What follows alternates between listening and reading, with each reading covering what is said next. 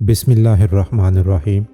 दोस्तों, ज़्यादा अरसा नहीं गुज़रा, इंडिया के शहर अजमेर में एक मंदिर था जो अजमेर का सबसे बड़ा मंदिर था और सिर्फ राजाओं और रानियों की इबादत के लिए मखसूस था।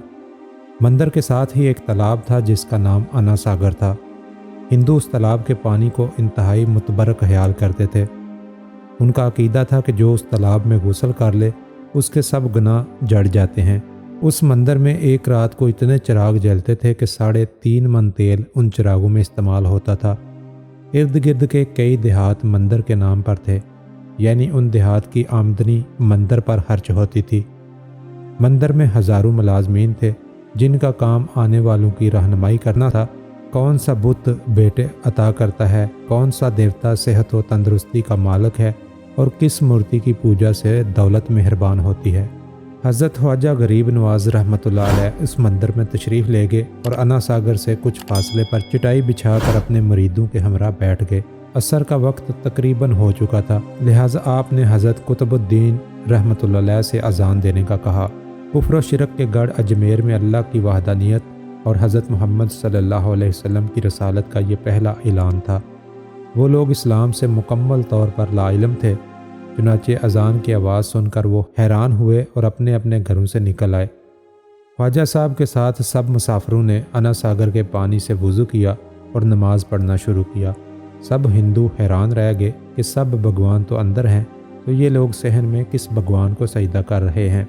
जब शाम हुई तो राजा के ऊँट जो दिन में चरने के लिए गए थे अपने चरवाहों के साथ वापस आने लगे। इत्तफाक से जहाँ हज़रत ख्वाजा रहमतुल्लाह अलैह अपने साथियों के साथ बैठे थे वो जगह राजा के ऊँटों के बैठने की थी। चरवाहों ने बाबा साहब से कहा, उठो बाबा, ऊँटों के बैठने की जगह खाली करो। आप रहमतुल्लाह अलैह ने फरमाया, इतना मैदान पड़ा है, ऊँट तो कहीं भी बैठ जाएंगे, क्यों मुसाफिरों को तंग करते हो। वो ना माने और मुसलसल इसरार करते रहे कि ऊँट इसी जगह बैठेंगे। आखिर उन्होंने बहुत बदतमीज़ी से कहा, ये राजा के ऊँटों के बैठने की जगह है और इधर सिर्फ राजा के ऊँट ही बैठेंगे, तुम लोग कहीं और डेरा लगा लो। आप रहमतुल्लाह अलैह ने उठते हुए हज़रत कुतुब से फरमाया, उठो कुतुबुद्दीन, ये कह रहे हैं कि ये ऊँटों के बैठने की जगह है, चलो ऊँट ही बैठे रहें। ये कहकर आप रहमतुल्लाह अलैह अपने साथियों समेत वहाँ से उठ गए। अगली सुबह जब ऊँटों को चराई के लिए ले जाने का वक्त आया तो चरवाहों ने ऊँटों को उठाना चाहा तो उन्हें पता चला कि ऊँट उठने के काबिल नहीं है। उन्होंने ऊँटों को मार मार कर ज़बरदस्ती उठाना चाहा, लेकिन वो बैठे ही रहे। चरवाहे परेशान हो गए कि जो ऊँट उनके एक इशारे पर उठ बैठते थे आज क्यों नहीं उठ रहे। आखिर उन्हें याद आया कि कल उस मुसाफिर फ़कीर ने कहा था, चलो ऊँट ही बैठे रहें। लोग इकट्ठा होना शुरू हो गए। कोई कह रहा था कि फ़कीर कोई कामल जादूगर है और किसी ने ख्याल ज़ाहिर किया कि वो कोई भगवान का अवतार है। बात राजा पृथ्वी तक पहुँच गई कि एक मुसाफिर फ़कीर ने राजा के ऊँटों पर जादू कर दिया है। राजा ने हज़रत मोइनुद्दीन रहमतुल्लाह अलैह को पैगाम भेजा कि तुम कैसे फ़कीर हो जो बेज़बानों को बांध रखा है, ये बेचारे भूख प्यास से मर जाएंगे, इसलिए मेहरबानी करके अपना जादू वापस ले लो। आप रहमतुल्लाह अलैह ने फरमाया, हम मुसलमान हैं और मुसलमान बद्दुआ नहीं करते, ना ही जादू करते हैं। जाओ, जिसके हुक्म से बैठे थे उसी के हुक्म से उठ खड़े होंगे। अब जो जाकर उठाया तो ऊँट पहली बार ही उठ बैठे। हिंदुओं की दिलचस्पी उन मुसाफिरों में बढ़ने लगी। 5 वक्त अजान होती और नमाज अदा की जाती। आखिर राजा तक ये बात पहुंच गई कि कुछ फ़कीर आए हैं जो मुसलमान हैं, 5 वक्त अजान देते हैं और हमारे पवित्र तालाब को मुंह धोकर भ्रष्ट करते हैं और हमारे धर्म के खिलाफ बातें भी करते हैं। कहते हैं ये मूर्तियां पूजने के काबिल नहीं, ये तो महज पत्थर हैं, इसलिए इन्हें यहाँ से उठाया जाए। राजा ने फ़कीरों को पैगाम भिजवाया, तुम लोग गोश्त खाते हो, हमारे धर्म के खिलाफ बोलते हो और तो और हमारे पाक तालाब को अपने हाथ डालकर नापाक करते हो, जो हम लोग बर्दाश्त नहीं कर सकते, इसलिए तुम लोग यहाँ से चले जाओ। आप रहमतुल्लाह अलैह ने फरमाया, और भी तो इतनी दुनिया आती है, हमारे पानी लेने से कौन सा कमी आ जाएगी। लेकिन वो कहने लगे, वो सब हमारे अपने धर्म के लोग हैं और तुम दूसरे धर्म के हो। आइंदा तुम लोगों ने तालाब को नापाक किया तो हम सख्ती से पेश आएंगे। आप रहमतुल्लाह अलैह ने हज़रत कुतुबुद्दीन बख्तियार रहमतुल्लाह अलैह से फरमाया, कुतुबुद्दीन, शायद ये लोग आइंदा हमारे पानी लेने पर कोई फसाद बर्पा कर दें। जाओ, एक मशकीज़ा पानी ले आओ ताकि ज़रूरत के वक़्त कुछ पानी तो मौजूद हो। लिहाजा कुतुबुद्दीन रहमतुल्लाह अलैह ने उनसे फरमाया, चलो हम मशकीज़ा भर लेते हैं। وہ اس شرط پر مان گئے کہ تمہارا جسم پانی سے نہ چھوئے۔ حضرت قطب الدین تالاب کی سیڑھیوں پر جا بیٹھے اور مشکیزہ پانی میں ڈبو دیا۔ جب وہ بھر گیا تو قطب الدین رحمۃ اللہ علیہ نے وہ مشکیزہ اوپر کھینچا، لیکن جو ہی مشکیزہ پانی سے باہر آیا، انا ساگر کا پانی خشک ہو گیا، گویا سارا انا ساگر مشکیزے میں بند ہو گیا ہو۔ انا ساگر کا خشک ہونا تھا کہ پورے اجمیر میں کوہرام مچ گیا۔ وہ رو رہے تھے کہ ہم جو گناہوں کی گٹھڑیاں لاتے ہیں اور انا ساگر میں غسل کر کے ان سے چھٹکارا پا لیتے ہیں، اب ہم گناہوں کا بوجھ لیے کدھر جائیں گے؟ سارے علاقے میں خبر پھیل گئی کہ مسافر فقیر نے جادو کے زور سے انا ساگر کو خشک کر دیا ہے۔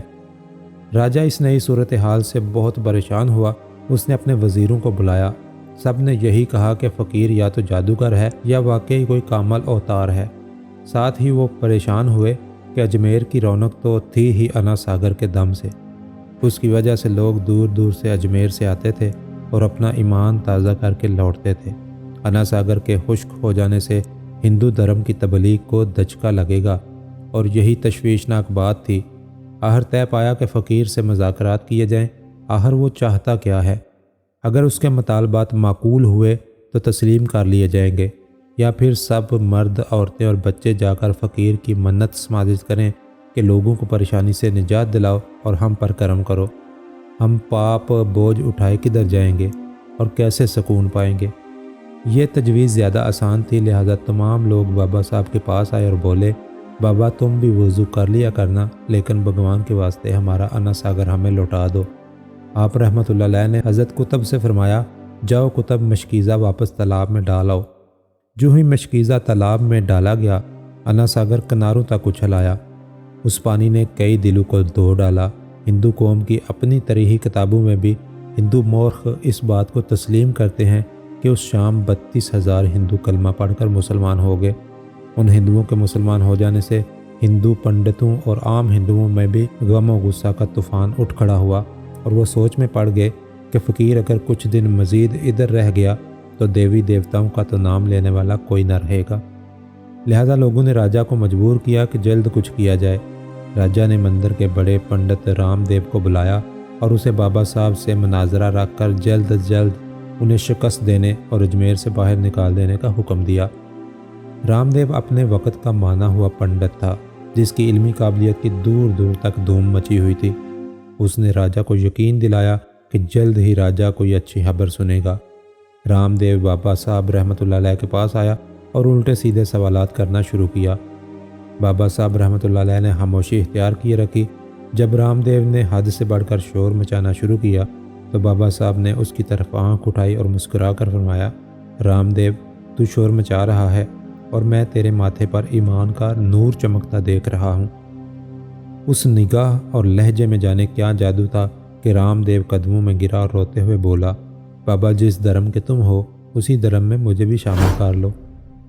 سب لوگ جو مناظرہ دیکھنے آئے تھے اس کایا پلٹ پر ششدر رہ گئے، اور رام دیو جو بابا کو شکست دینے آیا تھا خود مفتوح ہو چکا تھا۔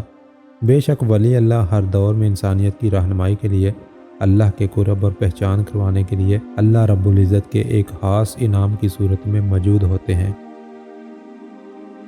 اللہ ہمیں بھی اولیاء اللہ کی قدر کرنے اور ان کے رستے پر چلنے کی توفیق عطا فرمائے۔ دوستو، ویڈیو پسند آئے تو لائک کرتے ہوئے دوسروں کے ساتھ شیئر ضرور کریں۔ اگر آپ نے ابھی تک اس چینل کو سبسکرائب نہیں کیا تو سبسکرائب کر لیں تاکہ اس طرح کی مزید انفارمیٹیو ویڈیو آپ کو وقت پر ملتی رہیں۔